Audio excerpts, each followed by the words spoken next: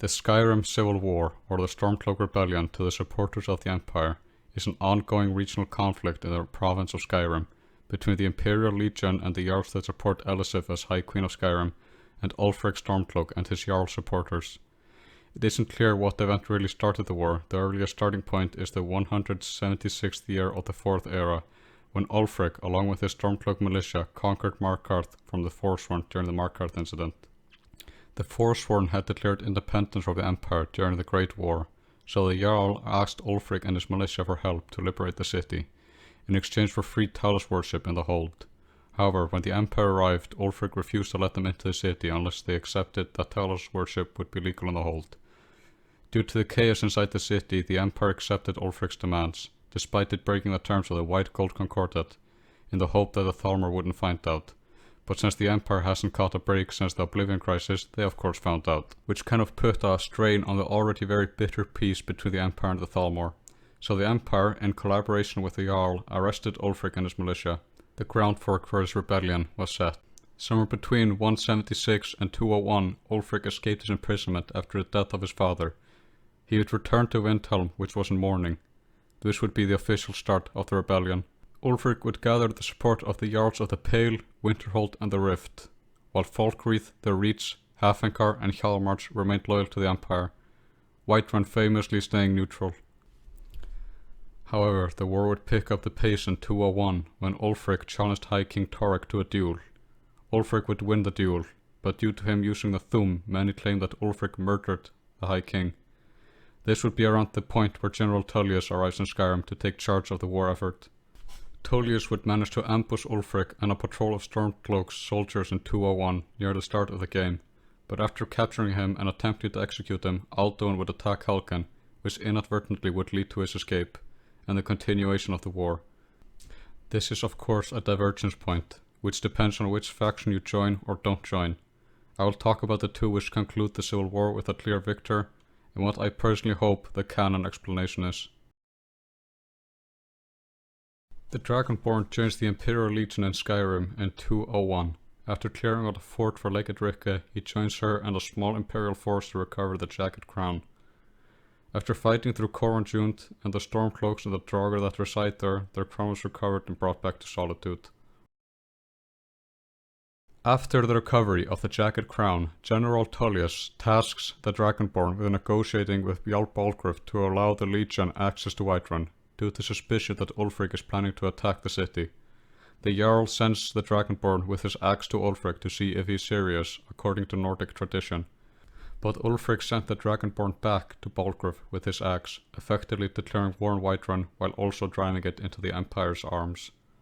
The battle started with a volley from the rebel catapults and a Stormcloak charge. While they managed to break through the barricades at the first gate, they failed to break through the next line of defense, their numbers slowly withering, the battle ending when what was left of the Stormcloak army finally retreated. The rebels would be on the defensive for the rest of the war. After the victory at Whiterun, General Tullius assigns the Dragonborn to the direct command of Lake Edricka, whose unit had been ordered to the Pale to undertake operations to weaken the Stormcloak's hold on the region. The first of these operations would be the interception of Stormcloak plans.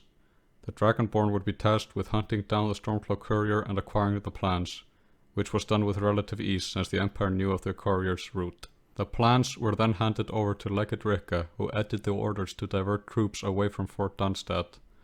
The Dragonborn would then be tasked with delivering those new orders to the Stormcloak commander in Dawnstar.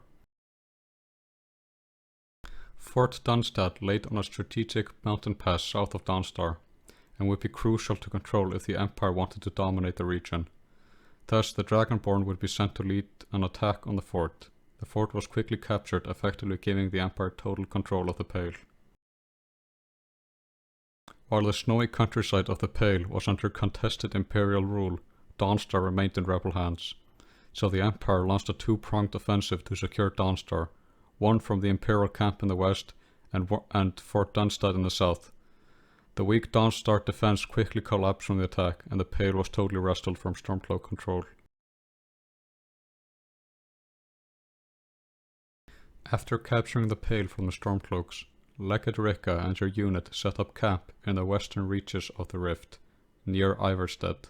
The Dragonborn was then ordered to find blackmail information on Stuart and Uriel. The Dragonborn found a letter in her quarters confirming a connection between her and the Thieves Guild, and extorted info of an arms shipment heading to Windhelm, most likely preparing for the now inevitable battle for the city. The Dragonborn, along with a small strike force led by Captain Hadvar, ambushed the stranded caravan and seized the shipment. Fort Greenwall lies strategically between Shortstone and Riften, making it a crucial position to hold if the Empire wanted to take the city. So the Dragonborn was sent to lead a detachment of Imperial troops to capture it. The fort was taken only within a couple of hours, and an additional attachment would be sent in preparation for the main attack on Riften. The Imperial attack started with a march along the main road from Fort Greenwall towards Riften, with a small force moving in on Shortstone. The battle would start with the Empire taking the watchtowers leading up to the city with minimal casualties, but the resistance at the front gate would be stiffer. The Empire would eventually break through, but with some soldier perishing in combat. The Legion would then push through the city, capturing major positions like the docks, the Ratway, and of course Mistvale Keep, and forcing the Jarls to surrender. Small skirmishes would follow throughout the hold, but eventually the Empire would push the rebels out. Fort Castav was on the main road between Winterhold and Windhelm, and thus a key fort, but with the rebel defeats the last couple of months, Ulfric basically just focused on the defense of Windhelm and Eastmarch. But Fort Castav was one of the last prisons the rebels operated, and thus held a good number of Imperial prisoners of war. So, a small infiltration team led by Captain Hadvar was sent to break the prisoners out and capture the fort. The Dragonborn would be part of this team, and would in fact be the one to sneak into the prison and break the prisoners out. Once the Dragonborn had snuck in, killed the guards, and freed the prisoners, they would break out into the courtyard and start fighting the Stormcloaks with their confiscated equipment. Hadvar and his team would rush in, but with limited effect. The fort would be taken and the prisoners freed only a couple of hours after the Dragonborn snuck into the prison. With their supply line to the rest of the Stormcloak forces severed, the guards and whatever few Stormcloak troops remained at Winterhold surrendered without a fight to the undermanned garrison of former prisoners at Fort Castav. No more fighting would occur in Winterhold hold after that.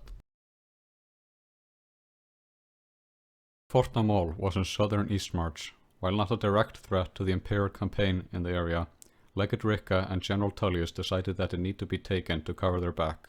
The assault would commence while the Empire was gathering forces for their attack on Windhelm. Led by the Dragonborn, now a legate, the fort was taken within the day.